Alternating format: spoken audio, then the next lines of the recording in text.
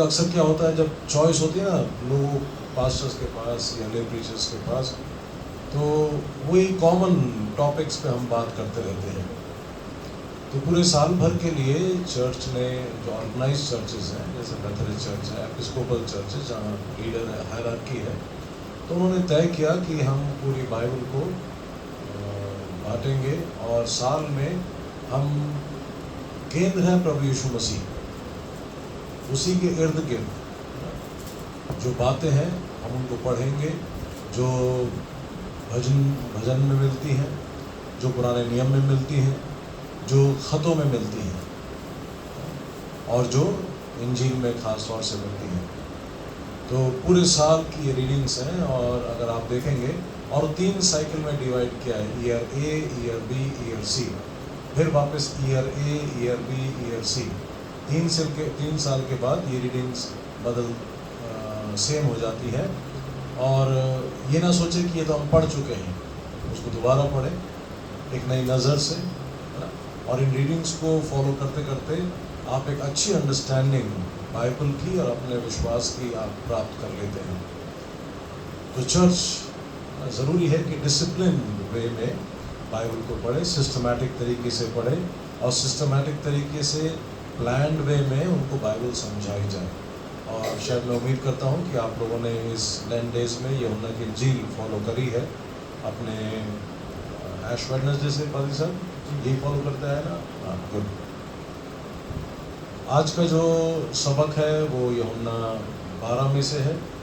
और इससे पहले हम इस सबक को देखें, इसको सोचें, हम दुआ करें, खुदावंद अपनी रूह से भर, ताकि हम इन रूहानी बातों को हम समझ सकें। दुआ मांगे। खुदावंद तेरे निहायत ही शुक्रगुज़ार हैं इस बाइबल के पोर्शन के लिए, इस रूहानी खुराक के लिए खुदावंद जो तूने हमारे लिए तैयार की है। जैसे हम जिस्मानी खुराक के लिए तेरा शुक्र करते हैं और दुआ करके खाते हैं, वैसे ही हम इस रूहानी खुराक के लिए भी खुदावंद तेरा शुक्र करते हैं और दुआ करके खुदावंद इसको कबूल करना चाहते हैं, इसको समझना चाहते हैं और चाहते हैं कि हम इसको अपनी ज़िंदगी में जगह दें और इन बातों पर अमल करें। हमारी मदद करना। और ये रूहानी बातें जो हैं खुदावंद, ये रूह से भरपूर लोग हैं जिनको उसकी मामूली, उसकी भरपूरी, उसका अभिषेक मिला है, वही समझ पाते हैं। तो होने दे खुदावंद कि इन बातों को हम समझें और अपनी ज़िंदगी में जगह दें, इन पर हम चलें, इन पर हम अमल करें। इस दुआ को और शुक्रगुजारी को हम तेरे बेटे खुदावंद यीशु मसीह के नाम से मांगते हैं, सुन और कबूल कर, आमीन।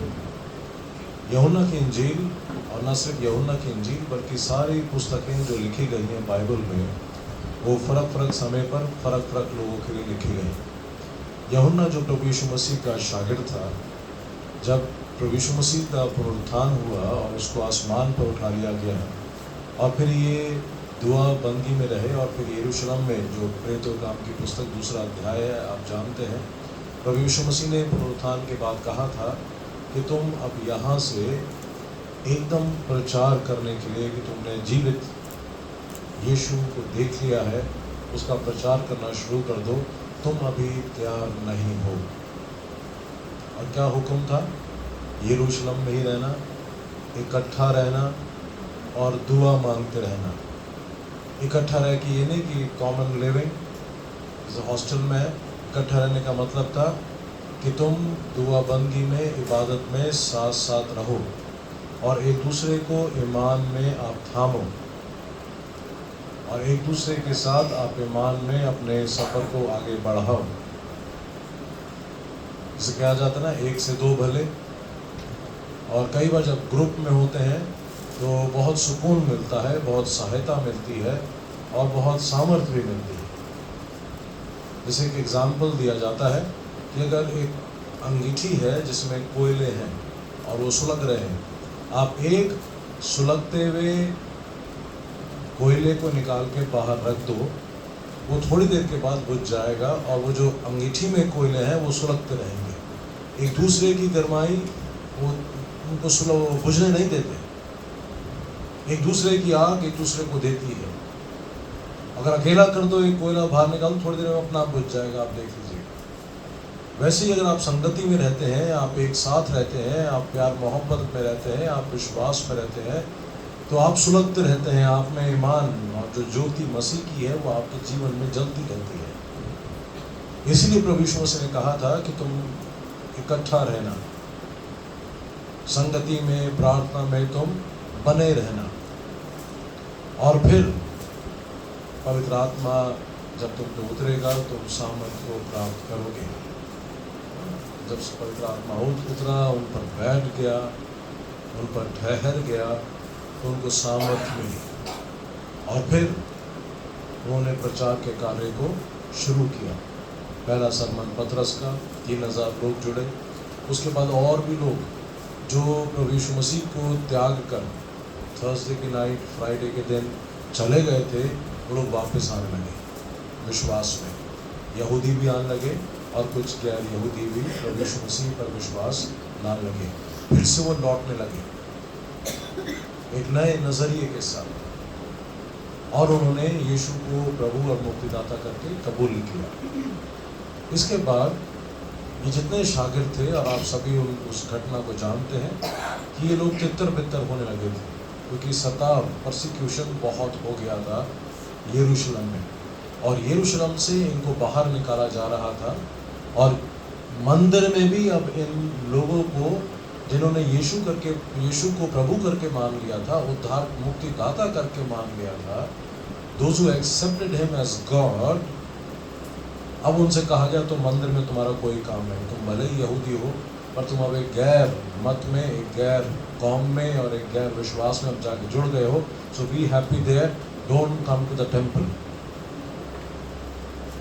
बहिष्कार, जैसे कहते हैं ना आजकल, हुक्का पानी बंद कर देना, कि कोई आपस में, हम तुम्हारे साथ कोई लेना देना नहीं, यू गेट आउट। इससे पहले तुम बाकी और यहूदियों को करप्ट करो, बिगाड़ो, अपने बच्चों की शादियां करवा दो, इससे पहले अच्छा होगा तुम यहाँ से निकल जाओ। और सताव वाकई में सीरियस था, और उसका एक सैंपल हमें मिलता है पौलुस रसूल के बारे में जो लिखा हुआ है कि किस तरीके से वो मसीहों को, जो यीशु को प्रभु और मुक्तिदाता करके मानते थे, उनको मारता और पीटता था। वो जो 6-7वां अध्याय है, आप उसको पढ़ें, वो उनके बाल खींच कर उनको घरों से निकाल कर लाकर चौराहे पर उनको मारता, पीटता, कूटता था, उनका पथराव कराता था। एक सैंपल फिर है, अब जैसे यूहन्ना की इंजील आप पढ़ते हैं तो वो कहता है कि बहुत कुछ था मेरे पास, मेरे जहन, मेरे दिल में लिखने के लिए, प्रभु यीशु मसीह की बहुत सारी बातें, बहुत सारे आश्चर्य कर्म, बहुत सारे उपदेश,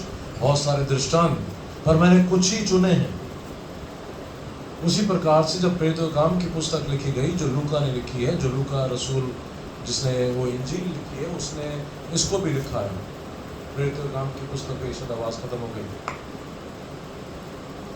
हेलो, ठीक है, छेड़ना मत। तो लूका रसूल जब प्रेरितों के काम की पुस्तक लिखता है, और एक शख्स के लिए लिखता है, थियोफिलस के। जब आप लूका रसूल की इंजील को पढ़ते हैं तो वहाँ एड्रेस किया गया है, आए श्रीमान थियोफिलस। एक शख्स के लिए लूका ने इतनी मेहनत करी कि उसको ये समझाना चाहा। और थियोफिलस एक बड़ा इन्फ्लुएंसर या ओपिनियन लीडर हो सकता होगा उस वक्त का, इसलिए उसने उसको एड्रेस करते हुए ये लूका रचित जो प्रेरितों काम की पुस्तक है वहाँ लिखा है। बहुत सारी घटनाएं घटी, पर सब घटनाओं को लिखना मुमकिन नहीं था, तो नमूने दिए गए हैं हम उसमें कि इस तरह से जैसे पौल सता रहा था, इस तरह से सताव यरूशलेम में, यरूशलेम के आसपास यहूदिया में फैल रहा था। और वो ढूंढ रहे थे, घर घर जाकर ढूंढ रहे थे कि कहीं कोई ऐसा तो नहीं जो मसीह है, कहीं कोई ऐसा तो नहीं जिसने यीशु को अपना प्रभु मान लिया है। यीशु तो एक महज इंसान था। आज भी यहूदी हैं जो यीशु को अपना प्रभु, मतलब प्रभु नहीं मानते, सन ऑफ गॉड, परमेश्वर करके नहीं मानते। वो आज भी मसीहा के इंतजार में है, और इतने पक्के हैं अपने कौम के कि वो अपना ब्लड ट्रांसफ्यूजन भी नहीं कराते। हॉस्पिटल्स में रियलिटी है, जो कट्टर यहूदी हैं, जो बहुत ही फंडामेंटलिस्ट है यहूदी लोग, ज्यूज, आज दुनिया भर में पाए जाते हैं।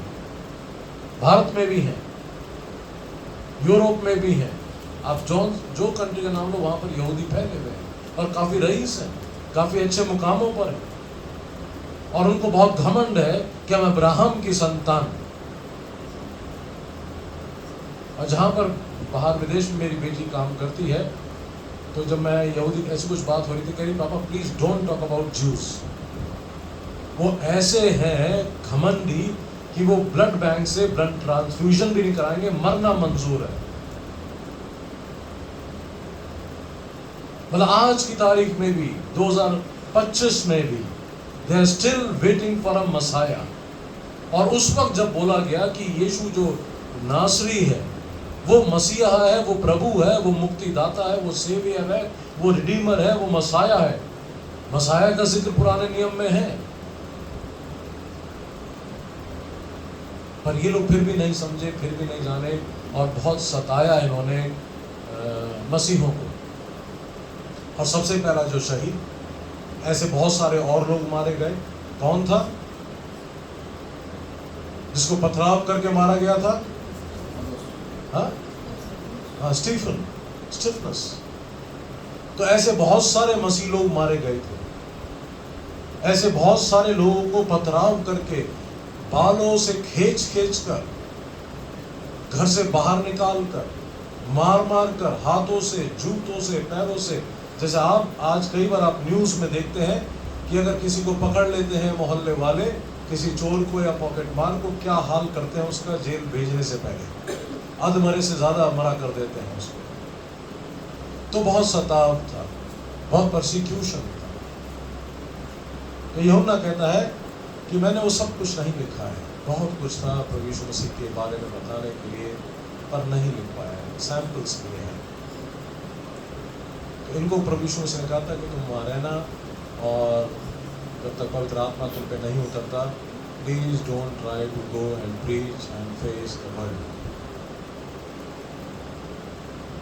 पवित्र आत्मा को आने दो अपने ऊपर, और रूह से बातें करता है, रूह को समझाती है। तो इस तरीके से यूहन्ना की इंजील जो है वो एक मकसद से है। यूहन्ना की इंजील को आप लोगों ने चुना, अच्छा किया, आप छोटे पोर्शंस पढ़ते आए होंगे।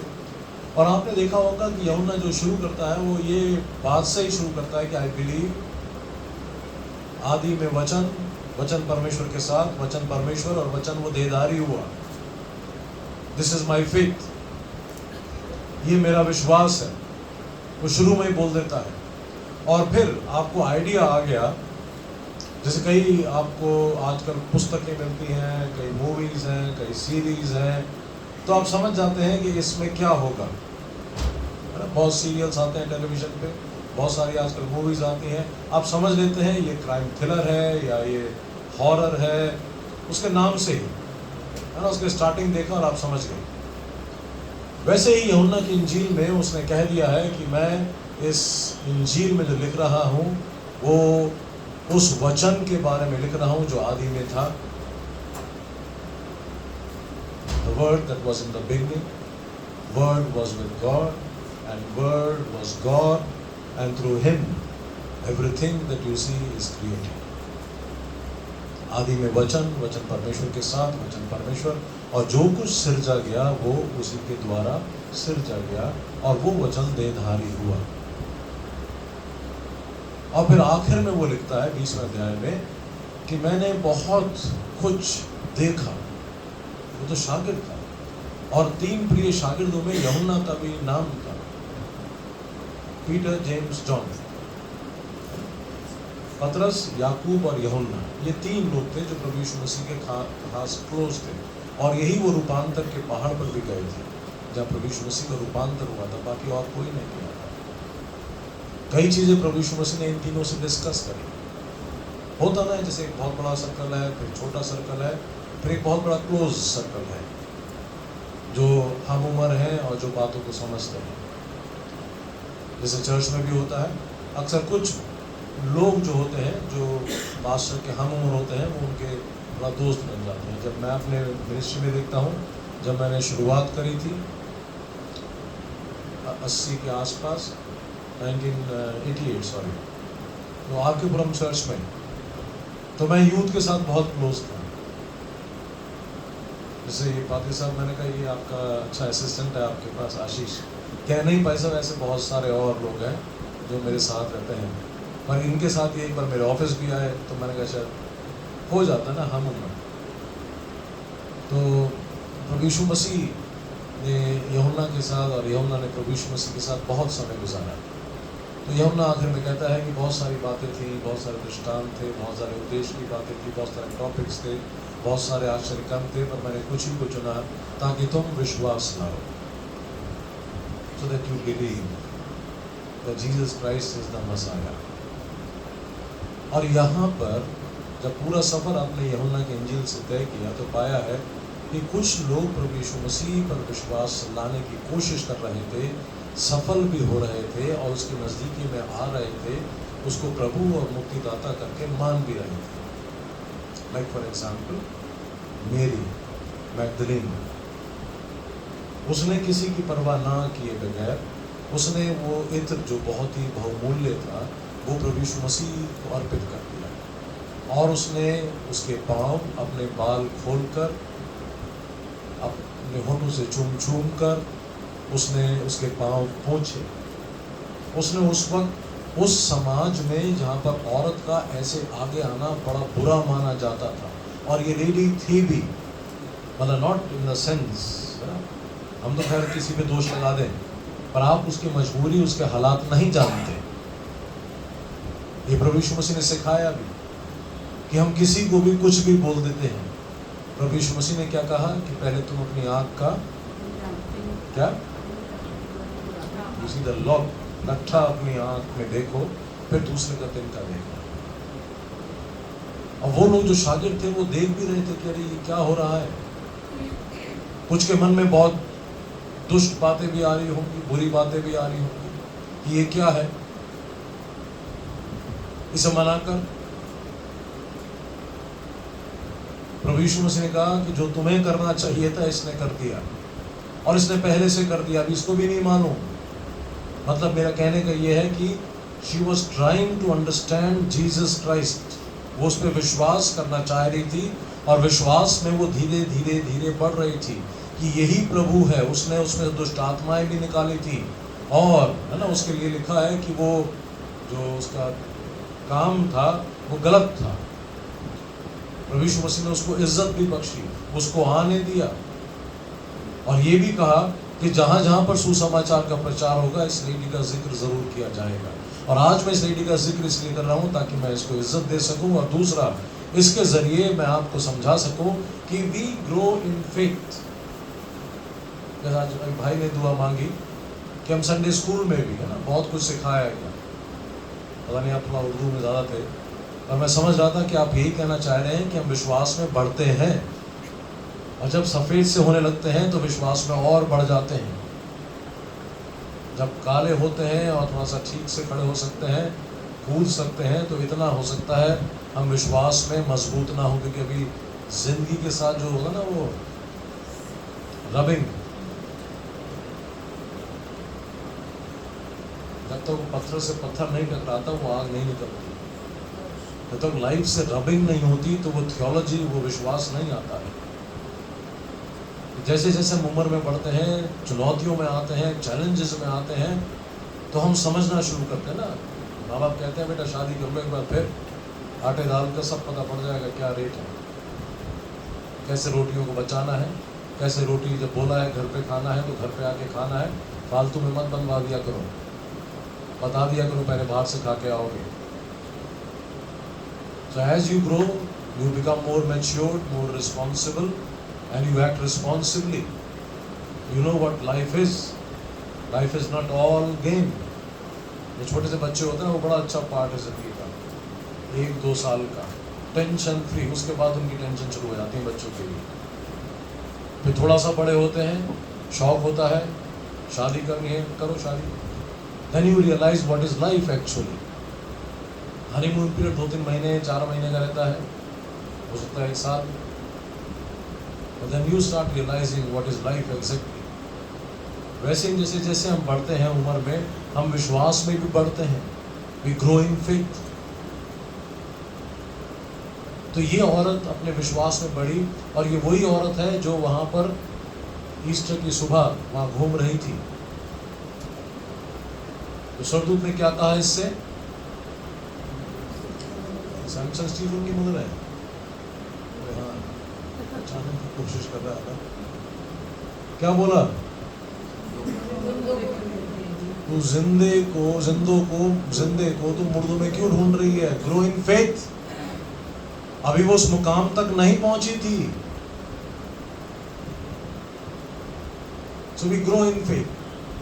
So as we grow in faith, we also grow in unbelief. अविश्वास में भी हम बढ़ते जाते हैं। एक बार अविश्वास मन में आ गया, एक बार शक आ गया, उसको दूर करना बड़ा मुश्किल है। और एक बार खुद गर्जी और सेल्फिशनेस अगर आ गई तो भी आप विश्वास नहीं कर पाओगे। आप एक दूसरे पर विश्वास नहीं कर पाते। अगर शक का बीज बो दिया जाए, ये एक ऐसी बला है जो अच्छे अच्छे जोड़े को अलग कर देती है। चाहे वो वाइफ हस्बैंड का हो, चाहे दो दोस्तों का हो, चाहे दो परिवारों का हो, किसी की भी बात हो, अगर शक बो दिया गया, शक के बीज फेंक दिए गए, then you cannot come to full faith. और या आपके मन में है ना, कई बार हम ईगो में होते हैं तो हम दूसरे की बात का विश्वास नहीं करते कि मैं जानता हूं सब कुछ, I know it, I don't need your opinions.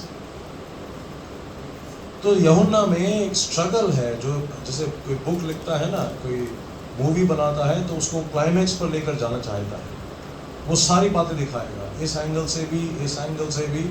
और यहाँ पर यूहन्ना अविश्वास को भी बढ़ते हुए दिखा रहा है और विश्वास को भी बढ़ते हुए दिखा रहा है। पर विश्वास जब गलत दिशा में जाने लगा तो प्रभु यीशु मसीह ने उनको करेक्ट किया। पर इन लोगों ने जो अविश्वास में थे, जो घमंड में थे, इनको बरगला दिया, इनको कंफ्यूज कर दिया। जब लाजर जिंदा हुआ, आपने वो अध्याय पढ़ा होगा, 12वां अध्याय, जब लाजर जिंदा हुआ, उसके बाद लोगों की आंखें खुली रह गई, मुंह खुले रह गए कि ये कौन है। सिर्फ परमेश्वर ही पैदा कर सकता है कुछ नहीं में से, और अगर किसी ने पैदा किया है तो वो परमेश्वर है। A is equal to B and B is equal to C, therefore A is equal to C। एक कॉमन सेंस वाली बात है। और ये अंधा जो दृष्टिदान जिसको मिला था, जो जन्म से अंधा था, वो भी उनको सिखाता है फरीसियों को, जो बार बार उससे पूछते हैं, बता तेरे को किसने चंगा किया, बता तेरे को किसने देखने की ताकत दी, बता तू हमें। वो कह रहा है, एक बार बताया, 2 बार बताया, क्या तुम भी उसके शागिर्द बनना चाहते हो? और फिर वो उनसे कहता है कि ऐसा भला काम, ऐसा आश्चर्य कर्म कौन कर सकता है, बताओ। मतलब कहना चाहता था कि he is not only a simple man, he has some divine powers। बस वो इस बात को कहने से चूक गया कि he is divine, he is the son of God, he is God। उसकी भी गलती नहीं। आज हमारे विश्वास में भी, हम भी विश्वास में धीरे धीरे बढ़ रहे हैं, जबकि पीछे सब कुछ हो चुका है और आज हमारे पास कलाम भी है। इन लोगों ने तो पहली बार देखा था प्रभु यीशु मसीह को, पहली बार भेंट की थी। How could he come to a confession? Nicodemus को देखो आप, निकोदेमस ढूंढता हुआ आया था, उसके मन में सुकून चैन नहीं था। पर जब प्रभु यीशु मसीह ने उससे बातें करी, उसने बातें सारी सुनी, पर वो नेक इंसान था, वो चला गया।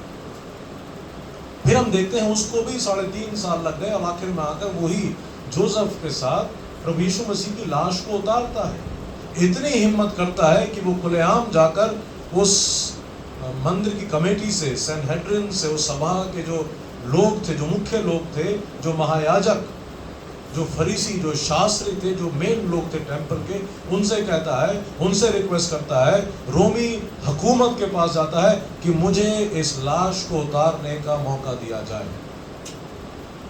अब ये मर चुका है, आपने भाला मार के देख लिया है, अब इसमें कुछ नहीं है, इसकी नस दबा के देख लो, सब कुछ टेस्ट कर लो, he is dead and I want to take him for a decent burial। ये सामर्थ कहां से आई उसके पास? इट टुक, उसने समय लिया अपने अविश्वास को दूर करने का, विश्वास में आने का। तो यूहन्ना दिखाता है कि लोग अविश्वास में, पहले तो जब आश्चर्य कर्म होते हैं तो लोग बहुत चक्के रह जाते हैं, उसके पीछे पीछे हो लेते हैं। जब 5,000 की भीड़ को खाना खिलाता है, लोग बहुत खुश, ये तो चंगाई भी देता है, व्हाट वी नीड, हमारे बीमारों को चंगा करता है, और ये हमारे भूख को भी तृप्त करता है। अब क्या चाहिए हमें? कुछ नहीं चाहिए। अब रोमी सरकार आए जाए जो भी है, but he is a very, he should the king. आज हम गवर्नमेंट से क्या मांगते हैं? बेसिक यही फैसिलिटीज, हेल्थ, एजुकेशन और इंफ्रास्ट्रक्चर, पानी, बिजली, ये बेसिक हमारी नीड्स है।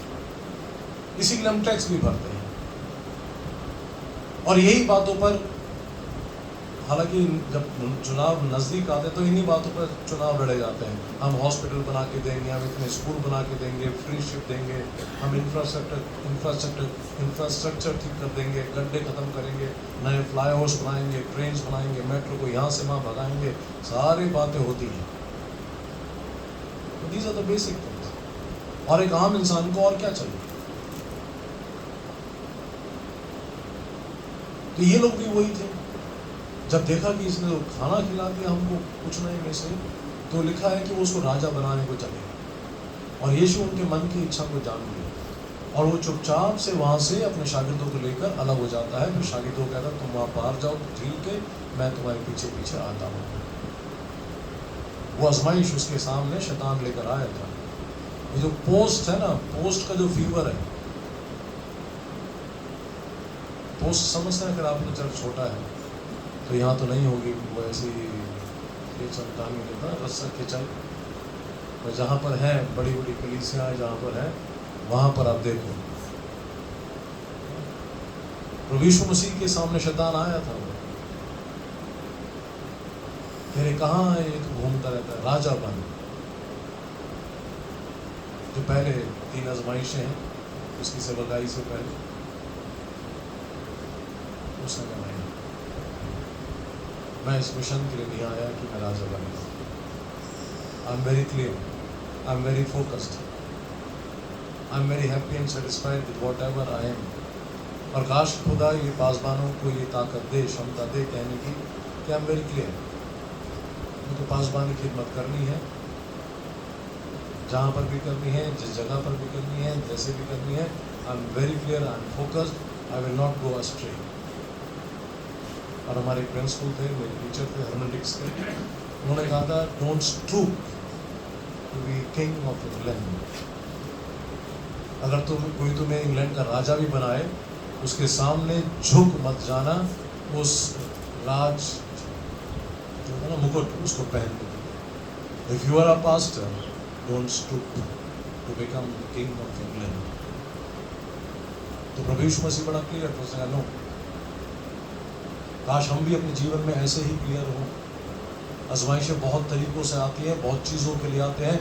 We should be very clear what is right and what is wrong, and I will follow the right. तो वहाँ से वो लोग उसके पीछे पड़ गए। फिर वहाँ पर उसके बाद थोड़े दिनों के बाद प्रभु यीशु को वो सोचते हैं कि अब ये जाएगा वहाँ पर वो पुकार करेगा, आंदोलन करेगा और वो तख्ता पलट देगा। ऐसा कुछ नहीं होता। वो यरूशलेम की तरफ चल पड़ते हैं। वो पूछता भी है तुम क्या कहते हो, तुम क्या कहते हो, तुम क्या कहते हो। पतरस कहता है तू मसीह है, तू परमेश्वर का पुत्र है। और फिर थोड़ी देर के बाद वो अपनी मृत्यु के बारे में बोलता, तो वही पतरस को साइड पे आता, please come here, I think you are out of your mind. ये तो क्या बोल रहा है अपनी मृत्यु के बारे में? हमें तो उम्मीदें लगा रखी हैं कि तू वहाँ जाएगा यरूशलेम में और तू राजगद्दी संभाल लेगा और हम तेरे दाएं बाएं बैठेंगे, और तू अभी मृत्यु की बात कर रहा है। Nothing has started. हमने सब कुछ छोड़ दिया, त्याग दिया। क्या बेकार के लिए त्यागा था? अगर तू नहीं रहेगा तो फिर हमारा क्या होगा, हमारी आकांक्षाओं का क्या होगा?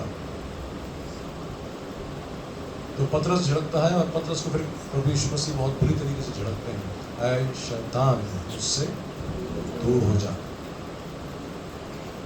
और अभी प्रभु यीशु मसीह ने कहा था कि तेरे को परमेश्वर ने जाहिर किया और कोई जाहिर नहीं कर सकता। Which means that you can be filled with the Holy Spirit, But if you go astray, you can be filled by the evil spirit. So take care.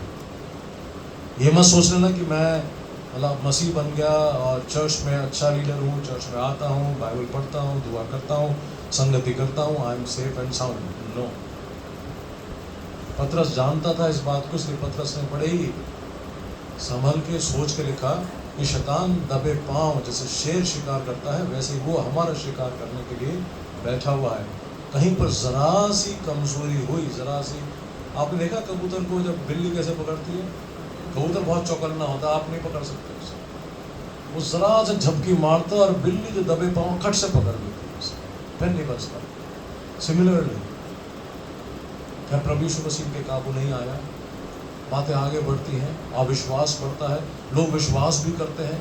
प्रभु यीशु मसीह एक के बाद एक आश्चर्य कर्म करता है. इनका मुंह खुला हुआ, इनकी आंखें खुली हुई, फटी हुई, और वो विश्वास करने लगते हैं. और फिर अभी हमने कल परसों देखा था जहाँ पर लिखा था कि देखो सारा जगत, ऐसा लगता है सारा संसार इसके पीछे हो चला है, कुछ करते क्यों नहीं? ये फरीसी और ये शास्त्री लोग, ये सदुकी लोग, ये हेरोदी लोग ये आपस में बात कर रहे थे, अगर हमने रोका नहीं इसकी पॉपुलैरिटी को, लोगों के इसके पीछे होने को, तो हमारे को कोई नहीं पूछेगा, मंदिर खाली हो जाएगा. लोग तो हमारा उपदेश सुनने आते नहीं, अब मंदिर में नहीं आते. ना जाने ये क्या क्या बातें सिखाता है दहेगी के बारे में, सबत के बारे में, और ये क्या क्या बातें सिखाता है कुर्बानी के बारे में. He teaches something very different. People are not coming to the temple now. और बिजनेस नहीं चल रहा है. और इसने अभी जो आज जो बात है वो उसी बात के बाद है जो मंदिर की सफाई करी थी, वे तख्ते उलट दिए थे. तो उसके बाद that was the climax point कि अब इसको नहीं छोड़ना, क्योंकि जो ये लीडर्स थे इनका एक बिजनेस था टेंपल, और बिजनेस था रिलीजन. जैसे मैं कई बार कहता हूँ, कई बार कोई ऑफिस में आया, ये जो आप बैठे हैं, मैं किसी को भी इशारा करके कहूँ भाई आप जो है ना लगा के बैठे, मुझे आपके ऊपर कुछ दिखाई दे रहा है. आप इसके बाद जब तक ये प्रार्थना सभा एंड नहीं होगी, आप परेशान बैठे रहोगे, और छूटते ही आप मुझे पकड़ोगे, पैसा बताइए क्या करूँ मैं, क्या दिखाता आपको? घबरा जाओगे, नींदें उड़ जाएंगी. और मैं आपसे कहूँ कि नहीं अभी नहीं, मैं ईस्टर के बाद आपको ये रहस्य प्रकट करूँगा, तो गया आपका ईस्टर. शोक में रहोगे, दुखी रहोगे. ये लोग यही करते थे कि तुम अशुद्ध, तुमने दहेकी नहीं दी ना, अशुद्ध. तुम ये क्या बेकार का सा मेमना लिया है अपने घर से उठा के? तो याजक से पूछते थे हम क्या करें? फिर वो कहते थे कि अच्छा वाला मेमना लेके आओ. देखो बाइबल में लिखा है ना, बेऐब मेमना. बेऐब तो कोई क्रीचर ही नहीं है, चाहे वो पशुओं का हो, पक्षियों का हो, या मनुष्य का हो. ऐब सब में है, इसलिए तो मरते हैं. अगर ऐब ना हो, शारीरिक कमजोरी या कमी ना हो, तो क्यों लोग मरेंगे? प्रभु यीशु मसीह ने लोगों की आंखें खोलना शुरू किया, और ये लोग क्या करते थे? तो फिर पूछते थे क्या करें हम, कहाँ से लाए मेमना, कौन सा मेमना? कह रहा इतना दूर मत जाओ, घबराओ मत, ये सामने जो परिसर में, जैसे यहाँ तो आपके पास बाउंड्री नहीं है, पर हाँ उस ऑफिस में जो उस रूम में जो है ना वो भेड़ रखी है, वो जो बेच रहा है आदमी वाली भेड़ लिया होता है. ये वहाँ गए, जो ये बेचारे भेड़ लेकर आए थे, ये 100 रुपये की थी, यहाँ पर जो भेड़ बेच रहा है वो 2000 रुपये की. अब क्या करें? अब घर जाएंगे, वापस आएंगे, थकान है, छुट्टियाँ हैं, पैसा खर्च होने का, चलो 2000 की ले लो. और वो आदमी कौन था? वो याजक का भतीजा था, भांजा था, भाई था, बेटा था, कुछ भी था. And this is how they used to earn money and abuse their powers. और उस वक्त असाक्षरता थी, the greatest problem of all. शास्त्र सब नहीं पढ़ पाते थे, शास्त्र सिर्फ शास्त्री पढ़ता था. अगर शास्त्री ने बोल दिया तो ठीक है, पर यीशु मसीह सिखा गया था कि ऐसे ब्लाइंडली फॉलोअर्स मत बनना. इसलिए आप बेरियंस को पाते हैं प्रेरितों के काम की पुस्तक में, जब पॉल प्रचार कर रहा था तो पॉल ने प्रचार कर दिया, ठीक है, we have listen to you, thank you, good bye, good night, see you tomorrow in the convention. और वो घर जाकर रात को जो पॉल ने बोला था खोजते थे, ताकि जो पॉल ने बोला है सही बोला है या नहीं बोला है। तो शास्त्री कुछ भी आए, शास्त्री और फरीसियों की हाथ मिले हुए थे, कुछ भी बुलवा देते थे, बस लोग परेशान।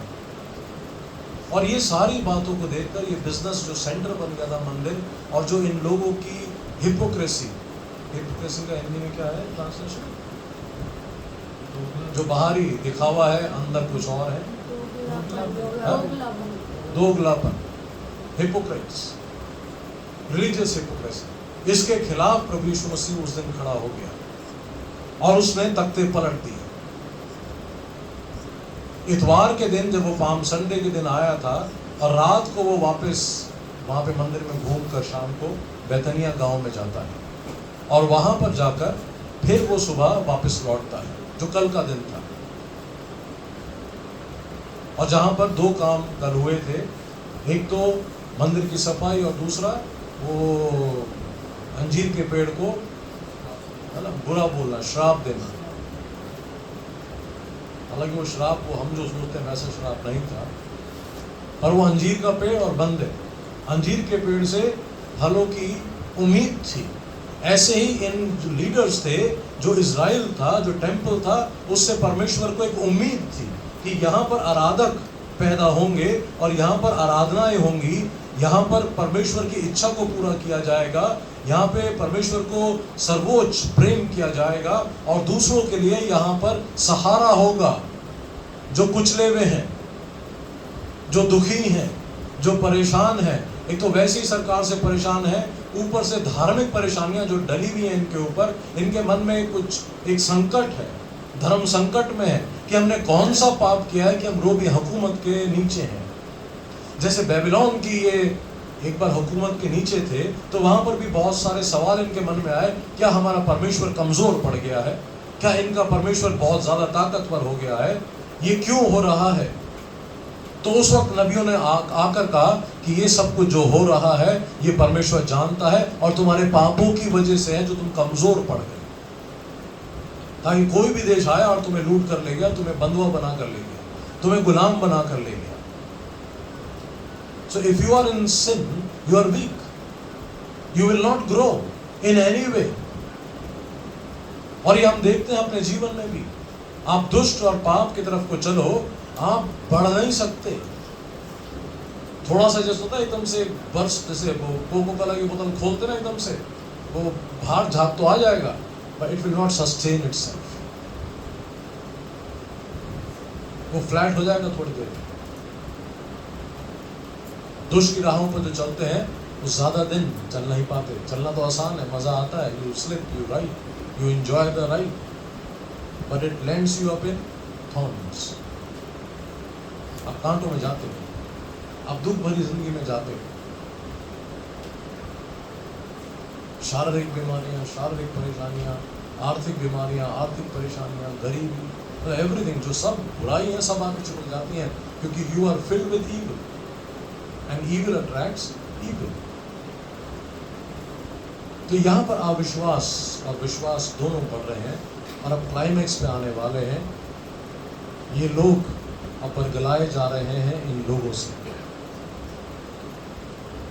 अब प्रभु यीशु मसीह को ये पकड़ना चाहते हैं किसी ना किसी तरीके से, और ये प्रभु यीशु मसीह के सामने सोचते हैं कि बहुत चालाक हैं, कुछ दुविधा की बातें लाकर उसके सामने ये लोग रखते हैं।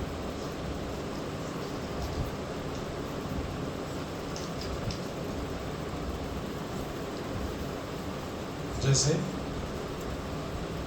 अभी ये आज के दिन की बातें हैं, हमारे पास क्लियर डिवीजन तो नहीं है कि संडे को ये हुआ, मंडे को ये हुआ, ट्यूसडे को ये हुआ, पर ट्यूसडे के दिन जो मत्ती 24 और 25 अध्याय में है, प्रभु यीशु मसीह का वापस आना और अंत के दिनों की बातें और उसके बारे में जो दृष्टांत है, खास यही बातें आज के दिन हुई थी। और ये यीशु मसीह को आज के दिन पकड़ना, मतलब पकड़ने के लिए वो बेताब से, बेकाबू से बेचैन हो रहे थे। उनके हाथ में पत्थर तो थे, वो पत्थर से मार सकते थे उसको, पर घबराते थे अगर हमने मार दिया तो रोमी हुकूमत में मर्डर का सेंटेंस, सजा हमको मिलेगी, एंड रोम विल पनिश अस। क्योंकि रोमी हुकूमत थी, रोम सरकार थी, और जैसे हर लॉ में है, हर कंट्री के लॉ में है, मर्डर के खिलाफ चार्जेस हैं, मर्डर के खिलाफ सजा है। वैसी रोमी हुकूमत बख्शती नहीं थी किसी को भी, चाहे को आप कोई भी हो। और उन्होंने ये क्रूस की ये सजा को शुरू किया था। If you murder anyone you will be murdered like this. जैसे आज आप मिडिल ईस्ट की कई कंट्रीज में जाएं, वहां पर जो किया है तुमने किसी की आंख निकाली है, चौराहे पे लाकर तुम्हें खड़ा किया जाएगा। जिसकी आंख निकाली है तुम उसकी एक आंख निकालो बाहर, तुम्हें अंधा कर दिया है तुम्हें दोनों आंख बाहर निकाल दो। अगर तुमने रेप किया है उसकी सजा आप जानते हैं जो आदमियों को मिलती है, पुरुषों को, बीच चौराहे में, कि आज के बाद तुम तो मर्द कहलाओगे ही नहीं, टिट फॉर टैट। तो ये बहुत घबराते थे रोमी हुकूमत की सजाओं से, तो इसलिए पत्थर उठा तो लेते थे पर मार नहीं पाते थे।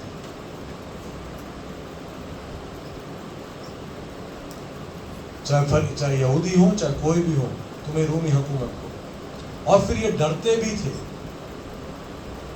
क्योंकि बहुत भीड़ प्रभु यीशु मसीह के पीछे हो रही थी, बहुत लोग उसको मानते थे, उसका प्रभाव बढ़ता जा रहा था, तो वो लोगों से भी घबराते थे वो लीडर्स, इसलिए पत्थर उठा लेते थे पर मार नहीं पाते थे। तो आज के दिन उन्होंने चाहा कि इसको पकड़ लें हम किस तरीके से, तो वो सिक्का, वो टैक्स की बात लेकर आए कि क्या हमें कर देना चाहिए रोमी हुकूमत को।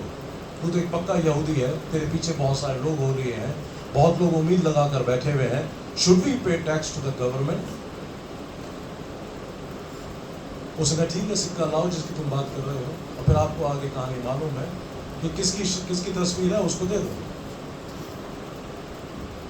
अगर ये कहता कि नहीं रोमी हुकूमत को, तो ये उसकी रिपोर्ट करते कि देख ये तेरे खिलाफ सिखा रहा है कि टैक्स मत दो, और अगर आज आप टैक्स देने वाले हैं, टैक्स ना दें 1 साल, आपके पास ITO से नोटिस आ जाएगा। और जो नोटिस आता ना ईमेल पे, रूह ऊपर की ऊपर हो जाती है, नीचे की नीचे, सांस रुक जाती है। इनकम टैक्स से नोटिस,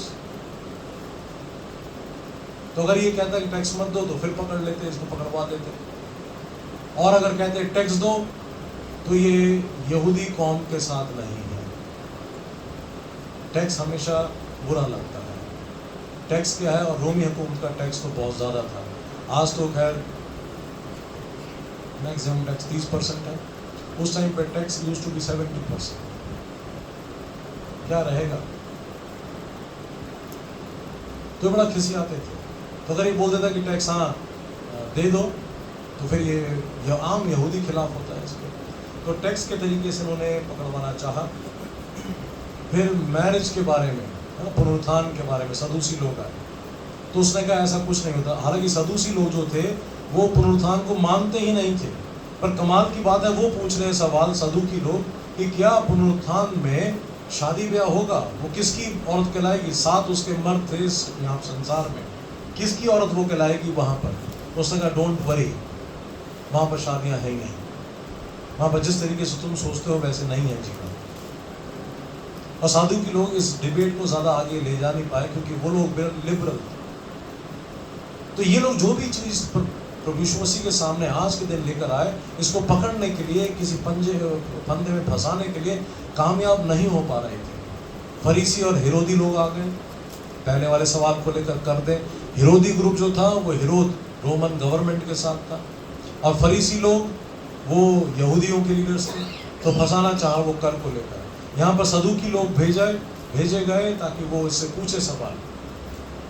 बड़ा अटपटा सवाल है, कंफ्यूजिंग है कि किसकी बीवी होगी। यहाँ आजकल हमारे यहाँ पर भी कई बार लोग विडोवर हो जाते हैं, विडो हो जाती हैं, तो सेकंड मैरिज हो जाती है। नाउ हुज वाइफ और हुज हस्बैंड, कभी आपने इस बात को सोच के देखा है? आप अगर रीमैरिज कर लेते हैं, पुनरुत्थान के बाद कौन आपकी बीवी या कौन आपका हस्बैंड होगा? It's a very complicated stupid question. Marriages are happening only on this earth. वहाँ पर तो हम फरिश्तों के मामले, विद नो जेंडर्स, और आई थिंक सो जो बाइबल में लिखा हुआ है, सो नो मैरिज। वहाँ का संसार बिल्कुल फर्क है। क्या प्रभु यीशु मसीह को वो फिर भी नहीं पकड़ पाए, और फिर वो एक और चालाकी खेलते हैं, वो शास्त्री को भेजते हैं कि जा पूछ इससे जाकर कि कौन सा, मतलब पूरा शास्त्र कौन सा बड़ा हुक्म है, ये तो कैसे उसको समेट सकता है। ये आज ही का सवाल था ट्यूसडे। तो उसने कहा कि दो बातें हैं, परमेश्वर से प्रेम सबसे बढ़कर, और अपने पड़ोसी से अपने समान प्रेम। पूरा शास्त्र इसी में है। तो फिर ये उसको घेर नहीं पाए, पूरी कोशिश करी, पर इन्होंने लोगों के मनों में शक डालना शुरू कर दिया कि ये सवाल है जो कि सही क्लियर आंसर नहीं दिया इसने। अब आज के इस बाइबल के टॉपिक पे आ जाए, और अब सोचना मत कि अब मैं सरमन शुरू कर रहा हूँ, हाफ पार्ट पूरा कर दिया है, तसल्ली करके छोड़ दूंगा आपको जल्दी। But this was required that we come to know the background of this passage. 20वीं आयत, जो लोग उस पर्व में आराधना करने आए थे मतलब आराधना करने के और इबादत करने के लिए आए थे, वो बहुत बड़ी भीड़ थी, लाखों में भीड़ थी उस वक्त यरूशलेम और यरूशलेम के आसपास की जगहों पे। फसह का पर्व सबसे इम्पोर्टेंट पर्व यहूदियों के लिए, और इन्हें यरूशलेम ही जाना पड़ता था क्योंकि यरूशलेम के मंदिर में ही कुर्बानियाँ होती थी। बाकी जो सभाघर बने हुए थे दूसरी जगहों पे, जहाँ लिखा है कि प्रभु यीशु मसीह कफरनहूम गया, जब वहाँ गया, वहाँ सभाघर में सबत के दिन इबादत करने गया, वहाँ पर आराधनाएँ तो होती थी पर बलिदान नहीं होता था। वो एक ऐसे सिंपल प्लेन हॉल होता था, और वहाँ पर वो स्क्रोल्स रखे रहते थे, बाइबल के जो टुकड़े हैं वो रखे रहते थे, और वहाँ पर बाइबल पढ़ी जाती थी। और भजन संहिता, जैसे आपके पास गीत की किताब है, ऐसे उनके पास वो 150 भजन की भजन संहिता थी, और वो लोग उसको गाते थे, और वो आराधना होती थी। पर बलिदान सिर्फ यरूशलेम के मंदिर में है, यरूशलेम के भवन के परिसर में, और वो याजक ही करेगा। तो इसलिए इनको आना पड़ता था फसह के पर्व पे, और बहुत भीड़ थी, तो वो आराधना करने के लिए आए थे। अब यहाँ पर ये लोग, वो तो लोग आराधना करने आए हैं, मासूम हैं, दूर दूर से चल के आए हैं, वैसे ही कंफ्यूज हैं, थके हुए हैं, मतलब बहुत सारी तंगियों से घिरे हुए हैं। उनको और कंफ्यूज करने के लिए उन्होंने ये सारे बातें शुरू कर दी प्रभु यीशु मसीह के साथ। अब उनमें से कुछ, क्या लिखा है, यूनानी थे, some were Greeks, not all were Jews, some were Greeks। मतलब यहूदी लोग अब्राहम की संतान, आप ज्यू नहीं बन सकते, क्योंकि ज्यू बनने के लिए आपके माँ बाप को यहूदी होना जरूरी है। आप समझ रहे हैं इस बात को? जैसे आप, हमारे भारत देश में कुछ धर्म है जहाँ पर कुछ वर्ण है, आप उस रिलीजन में नहीं जा सकते। अगर आप जाओगे, आप कन्वर्ट होते हो, तो आप कहोगे कि मुझे सबसे ऊपर रखा जाए, वो तो बाय ब्लड है।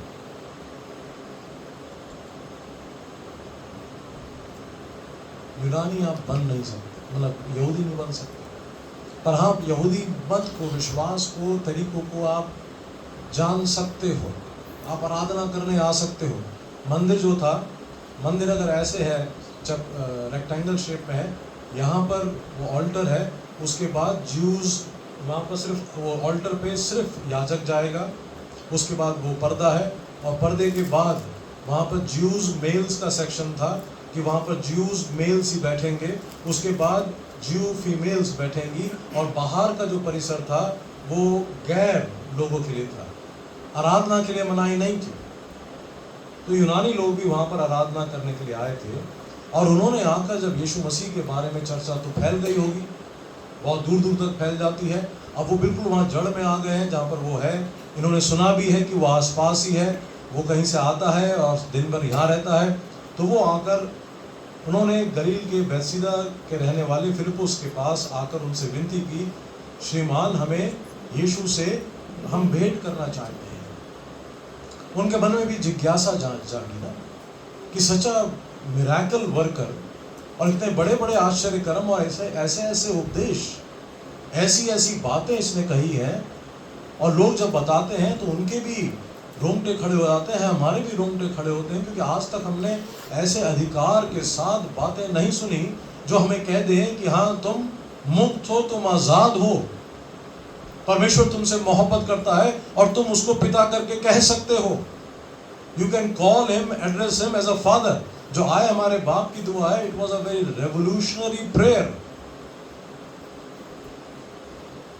उसने कहा तब तुम्हें प्रार्थना करनी है, ऐसे बोलो, आए हमारे बाप। तो यहूदियों की बाहें खड़ी हुई, how he can not be our father, he is our God, our creator, और सारी बातें, पर वो हमारा पिता नहीं हो सकता है।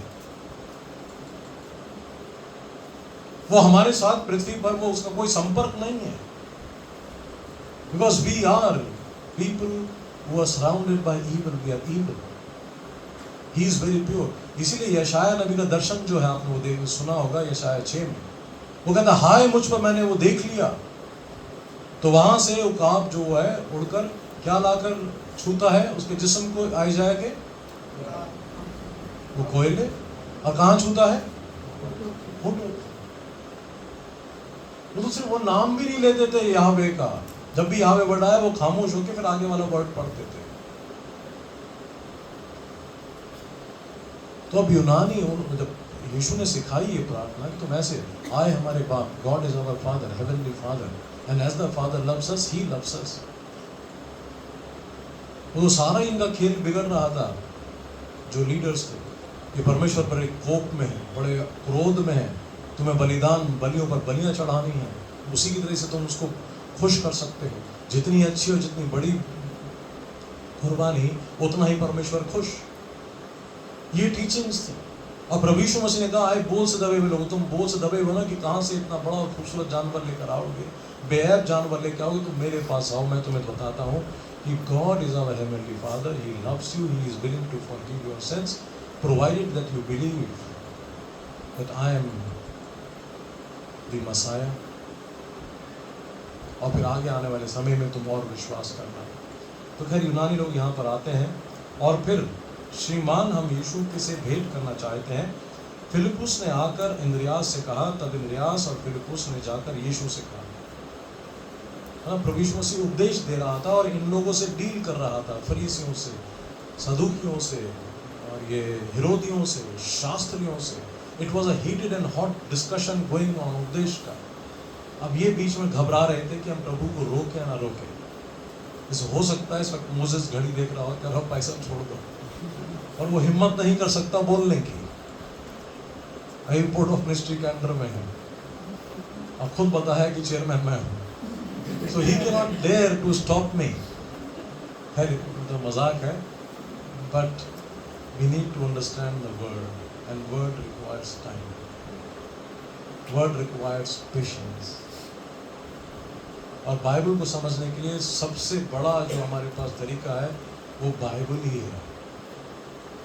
बाइबल ही बाइबल को समझाती है। बाइबल की जब आयत पढ़े, उसको संदर्भ में पढ़े, तो बिल्कुल साफ है, प्लेन है। परमेश्वर ने ये जो वचन है ऐसे नहीं दिया कि तरह समझ के दिखाओ मुझे, फिर मैं तुम्हें मानता हूँ। जैसे पजल्स आती है ना, एक घर है जहाँ मैं जाता हूँ, तो वहाँ लड़का है छोटा सा, वो पजल्स खेलता है, वो कील में से कील निकालना, कुछ और ऐसे। जब भी मैं जाता हूँ तो भाई साहब ये करो, ये करके दिखाओ, अच्छा ये नहीं करके दिखाओ। तो परमेश्वर ने ऐसे नहीं किया हमारे साथ कि समझ के दिखाओ जरा इसे। He meant it to be understood, but we don't want to understand. इसीलिए गुत्थी सी लगती है। और हमारे कुछ फेवरेट पैसेजेस हैं, भजन संहिता सबसे फेवरेट है, और ये जो 4 इंजीलें हैं ये सबसे फेवरेट हैं, और पुराने नियम में जो 5 किताबों में से पहली 2 किताबें जो हैं वो फेवरेट है। बस यही पढ़ पढ़ा के हम छोड़ देते हैं। भाई खत बड़े बोलते हैं, डॉक्ट्रिन से भरे हुए हैं, सिद्धांतों से भरे हुए हैं, बाकी जो पुस्तकें हैं वो पता नहीं कहाँ की बातें करते हैं, हमें समझ नहीं आता। समझना हम चाहते नहीं, हम मेहनत नहीं करते। We need to give time. तो माफ़ कीजिएगा, आप लोग परेशान तो नहीं हो रहे बैठे हुए? Can I continue? तो यहाँ पर ये हिम्मत करके यीशु मसीह के पास आते हैं, और प्रभु यीशु मसीह अब देखिए उनको क्या जवाब देते हैं। इस पर यीशु ने उनसे कहा, वह समय आ गया है कि मनुष्य के पुत्र की महिमा हो। Just wait, have patience for little more time. तो ये उसने कहा अपने वो शागिर्दों से, उनको बोल दे कि प्रभु की, मतलब जो तुम यीशु की महिमा, परमेश्वर की महिमा, मनुष्य के पुत्र की महिमा होने वाली है। मैं तुमसे सच सच कहता हूँ कि जब तक गेहूं का दाना भूमि में पड़कर मर नहीं जाता वह अकेला रहता है, परंतु जब मर जाता है तो बहुत फल लाता है। और ये बात उसने अपनी मृत्यु के लिए कही। अभी तो ये लोग जो हैं, कुछ लोग हैं इसमें जो विश्वास करना चाह रहे हैं, मैं उनके लिए बातें कर रहा हूँ, इन लोगों से झकझक कर रहा हूँ, ताकि ये लोग विश्वास को समझ सके और नज़दीकी में आ सके परमेश्वर के, और अपने बोझ को, अभी गीत गाया ना, अपनी गठरी खोल, क्या बोझ है तेरे सर पे। And sometimes we have this religious questions, faith questions which are always haunting us. परमेश्वर ऐसा क्यों, परमेश्वर ऐसा क्यों। अभी कल ही की बात है या परसों की बात है, हमने हमारे चर्च में एक फ्यूनरल था एक जवान लड़के का, which happen to be a friend of pastor Moses. हम भाई अपने साथ साथ थे ये लोग। अब सबके मन में सवाल ऐसे समय पे आता है, परमेश्वर वाई सो अर्ली। माँ बाप तो इस सवाल से हमेशा घिरे रहेंगे। हो सकता है वो विश्वास से अविश्वास में आ जाए, परमेश्वर से दूर चले जाए, हो सकता है। ऐसे बहुत सारे सवाल हमारे मन में होते हैं। नौकरी चली जाए, परमेश्वर क्यों। मैं तो particular every Sunday I used to go to the church, I used to pay my times, I used to give offerings. अब तो जॉब भी नहीं है मेरे पास, क्यों, क्या गुनाह करके। मैं सब बातें गुनाह की नहीं है, कुछ बातें परमेश्वर की महिमा के लिए हैं। जैसे उस अंधे वाले दृष्टिदान की जब बात थी ना, तो उसके शागिर्द पूछने किसने गुनाह किया, तो उसने कहा किसी ने गुनाह नहीं किया, ना इसने किया, ना इसके माँ बाप ने किया, ना किसी ने किया। ये जो है परमेश्वर की महिमा के लिए, इसके लिए रोग है। फिर लाजर के समय में भी जब उसके शागिर्द कहते हैं कि वो तो मर गया, तो अपने शागिर्द को करेक्ट करता है, no he is sleeping and this is for the glory of God. वो मिरेकल होगा। पर हम क्या है, कई बार मिरेकल चाहते सब हैं, आश्चर्य हम सब चाहते हैं अपने जीवन में, है ना, मिरेकल्स हम सब चाहते हैं। But you have to create those circumstances where miracle can happen. You have to let go Lazarus into the grave. जब ही तो आप मिरेकल देखोगे, नहीं तो ये जी उठने का मिरेकल, उसको जिंदा करने का मिरेकल कैसे देख पाओगे। हम बहुत सारे आश्चर्य कर्म चाहते हैं अपने जीवन में, पर आप उन परिस्थितियों में अपने आप को आने दो जहां पर आप परमेश्वर मिरेकल करके दिखाए। जब तक आप सामने लाल समुंदर, पीछे मिस्रियों की सेना रथों पर, जब तक आप ऐसी सिचुएशन में नहीं आओगे, आप मिरेकल कैसे देखोगे। हम सब दुआ करते हैं ना चमत्कार के लिए, परमेश्वर कुछ करके दिखा। So live your life, ordinary life, and God will show you miracles every day, every moment. और फिर आप कहोगे कि जो मैं हर सांस ले रहा हूँ, जो मैं सीधा बैठा हूँ, ये मिरेकल है, आश्चर्य कर्म है। तो यहाँ प्रभु यीशु मसीह कहता है अपने मृत्यु के बारे में कि जब तक ये दाना ऊपर है तो ये थोड़े लोगों के लिए ही है। जब ये गाड़ा जाएगा, मरेगा, तो बहुत फल लाएगा, और वो फल जब तक नहीं आएगा, जब तक मरेगा नहीं। कुरिन्थियों में पौल ने यही बात को इस्तेमाल भी किया है, कहा है कि तो निरा दाना है, जब तक ये जाएगा नहीं मट्टी में, इंसान, जब तक इसको दूसरी देह कैसे मिलेगी। He has to give up this body. ये मट्टी में जानी है, बिना मट्टी में जाए इसको एक आत्मिक देह कैसे मिलेगी, जो हाथों का बना हुआ घर नहीं, जो चिरस्थायी है, जो परमेश्वर देगा। So this thing has to happen। और प्रभु यीशु मसीह यहाँ पर सिखाते हैं, और यहाँ पर देखिए कि वो लोग जो गैर यहूदी हैं, जिनको पहले विश्वास में आना था, वो नहीं आए। और आपने इसी मौके पर एक और दृष्टांत, जो मत्ती की इंजील में समय नहीं, आप बाद में पढ़ लीजिएगा, एक राजा ने एक भोज को तैयार किया और ऐलान कराया कि आप जो लोग हैं, मेन लोग, वो आ जाओ। उनमें से कोई नहीं आया। कौन आया? आखिरकार पर उसने कहा कि जाओ तुम सब इनको बटोर लाओ। Let it be Unani, let it be Japanese, let it be Koreans, let it be Indians, let it be Americans, let it be Canadians, let it be people of France, people of Germany, let it be. सारा जगत तुम्हें मौका, और इसी मौके पर, आज के इस मौके पर ये सारी बातें हैं, वो दृष्टांत थी, वो 10 कुंवारियों का भी दृष्टांत इसी मौके पर है। तो ये सारी बातें चल रही हैं और प्रभु यीशु मसीह यहाँ पर उनसे तो भेंट नहीं करता, उसने कहा कि wait a while and you will see the glory of God, have patience, let Good Friday come. फिर आगे वहाँ प्रभु यीशु मसीह ने कहा 25वीं आयत में, जो अपने प्राण को प्रिय जानता है वह उसे खो देता है, और जो इस जगत में अपने प्राण को अप्रिय जानता है वह अनंत जीवन के लिए उसकी रक्षा करेगा। उसने सबके सामने बोला।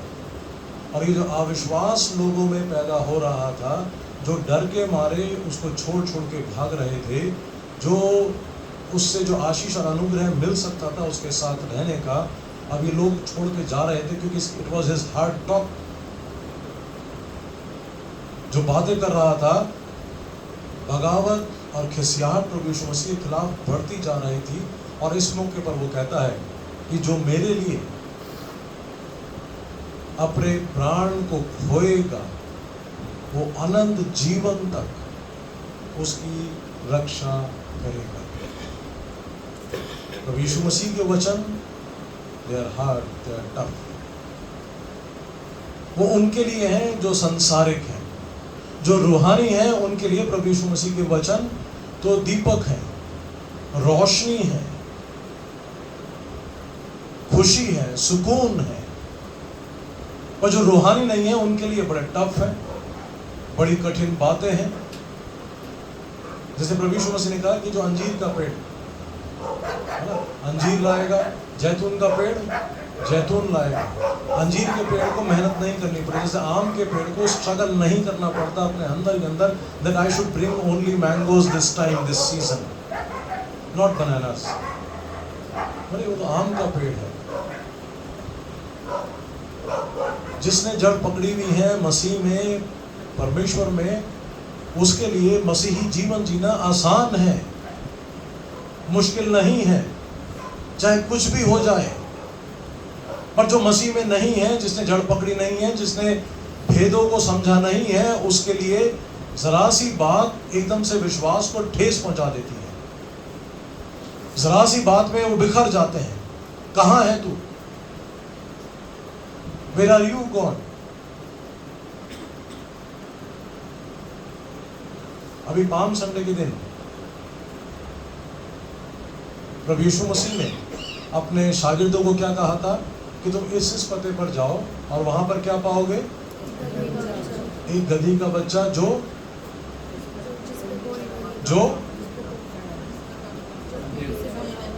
कोई ना बैठा और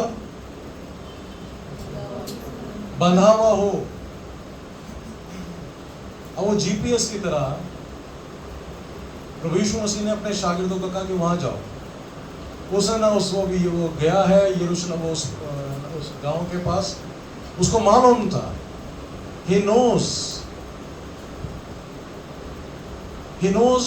where we are tied up, already he knows it।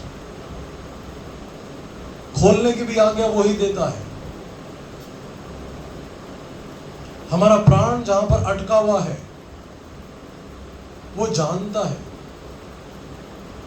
तो प्रभु यीशु मसीह कहता है तुम्हारे प्राणों के लिए सबसे प्रिय मैं होना चाहिए, above everything। जो उसने अभी सिखाया था कि तुम परमेश्वर से सबसे ऊपर प्रेम करो।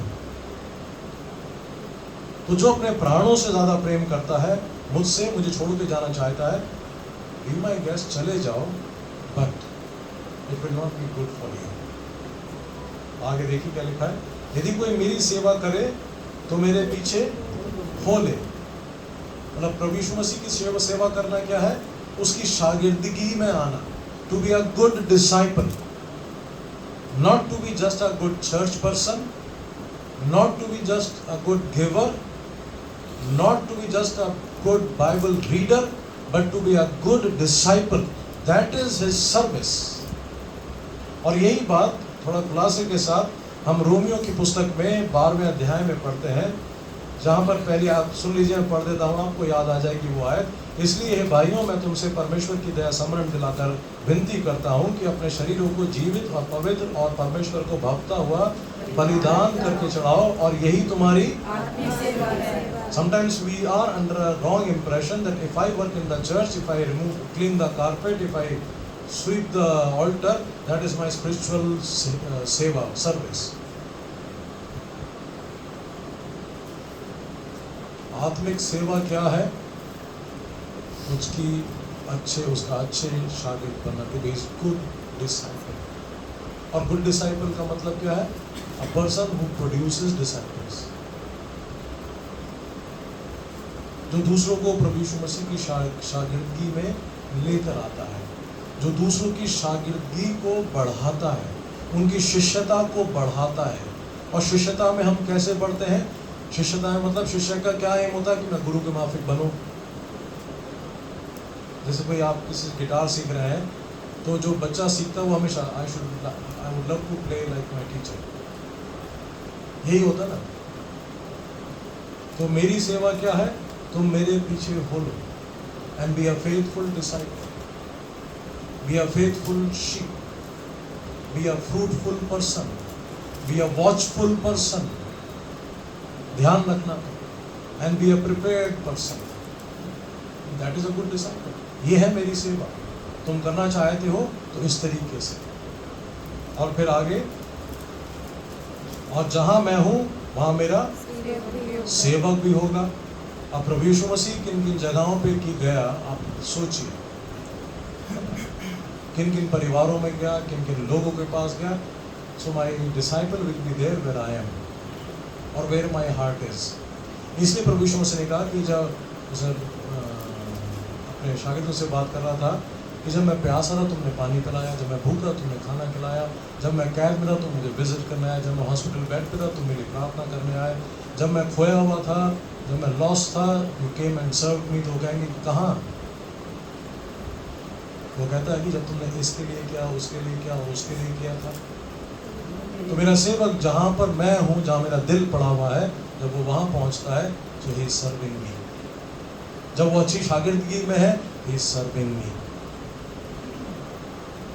बहुत लोग बुलाए गए हैं और वो रिस्पॉन्स करता है, वो आता है, वो भोज में आता है, वो मेरी सहभागिता में आता है, वो मेरी पार्टी में आता है, मेरे रिश्ते में आता है। He is my disciple and he will be blessed. और आखिरी बात और आखिरी चंद शब्द, यदि कोई मेरी सेवा करे तो पिता उसका आनर करेगा। He will be honoured bye my father. जैसे परमेश्वर मेरी महिमा करेगा, मैं मारा जाऊंगा, लोग मजाक बनाएंगे, गालियां बकेंगे, मजाक उड़ाएंगे, but I will be glorified when I am resurrected. जब तुम प्रभु यीशु मसीह के अनुयायी बनोगे, लोग तुम्हारा मजाक बनाएंगे, हो सकता तुम्हारी खिल्लियाँ उड़ाएं, तुम्हारे खिलाफ भी हो जाएं और तुम्हें गिराने की कोशिश करें, तो because you are becoming a challenge to them, people will do many things to you. पर अगर तुमने इन सबको बर्दाश्त कर लिया, तो जैसे परमेश्वर मेरे को महिमा देता है पुनरुत्थान से और आसमान पर उठाए जाने से, वैसे ही वो सबका जो विश्वास में रहते हैं उनका वो आदर करेगा। लोग एक ना एक दिन उन्हें पहचानेंगे और कहेंगे yes, he was a good disciple of Jesus Christ. और यही हम सुनने के लिए तरसते हैं। यही दुआ करें कि जब मैं वहाँ पहुँचूँ तो कहें, आए मेरे ईमानदार सेवक दास, तू इधर आ। ये प्रार्थना करें, दुआ करें कि ये बातें जो आज की हैं ये हमारे को सीख दें और हम इन बातों पर अपने जीवन को बना सकें। खुदावंद तेरा शुक्र करते हैं इस कलाम के लिए, इस वचन के लिए, और दुआ मांगते हैं वापस मालिक इस वचन पर तेरी आशीष, तेरा अनुग्रह हो, और जो भी हमने सुना है, सीखा है खुदावंद, उस पर हम अमल भी कर सकें। तेरे लोगों ने खुदावंद बड़ी तसल्ली सब्र के साथ इन बातों को सुना, सीखा। इन सभी पर खुदावंद अपने अनुग्रह को, अपनी वो अनदेखी आशीषों को लेना खुदावंद, जिससे जाकर इनके जीवन खुशहाली से, सुकून से भर जाएं। संसारिक तौर से भले कमियां, घटियां हो, परेशानियां हो, पर खुदावंद जो रूहानी ताकत है इनके साथ हो और रूह में होकर ये कह सकें कि आज का दिन परमेश्वर ने बनाया, आज के हालात जो मेरे जीवन के हैं परमेश्वर ने बनाए, मैं इसमें खुश और आनंदित हूँ। परमेश्वर हम सभी के झुके हुए सरों पर तेरी बरकत का हाथ हो। इस दुआ को हम तेरे बेटे प्रभु यीशु मसीह के नाम से मांगते हैं, सुन। आमीन।